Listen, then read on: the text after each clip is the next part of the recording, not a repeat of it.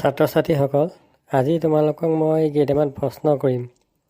প্ৰথমতে টিংকু উঠি আহাচোন। আহিলোঁ ছাৰ, সোধকচোন আপুনি কি সুধিব? তুমি 3টা মিঠা ফলৰ নাম কোৱাচোন। ছাৰ নাজানো নহয়। কি ক'লা? 3টা মিঠা ফলৰ নাম নাজানা?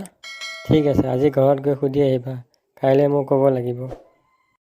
ঠিক আছে ছাৰ, কাইলৈ মই ঘৰত সুধি আহি আপোনাক কৈ দিম বাৰু। অ' দেউতা, মোক 3টা মিঠা ফলৰ নাম কোৱাচোন। আজি ছাৰে স্কুলত সুধিছিলে, মই ক'ব নোৱাৰিলোঁ, ঘৰত সুধি আহিবলৈ কৈছে।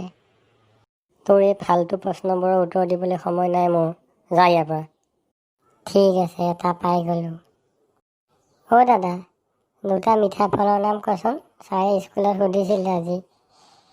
মই এতিয়া ক'ব নোৱাৰোঁ, মোৰ গাৰ্লফ্ৰেণ্ডৰ ফোন আহিছে। ঠিক আছে, আৰু এটা পাই গ'লোঁ, আৰু এটা হ'লে হৈ যাব।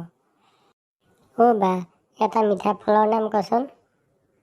তই এটা মস্ত পাগল, যা ইয়াৰ পৰা।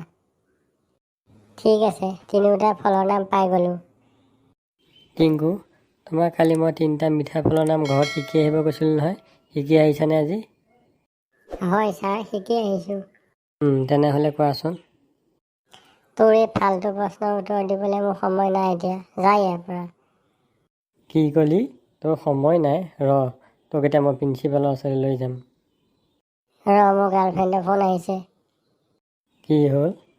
তই মোক কি বুলি ভাবিছ? তই এটা মস্ত পাগল, যা ইয়াৰ পৰা।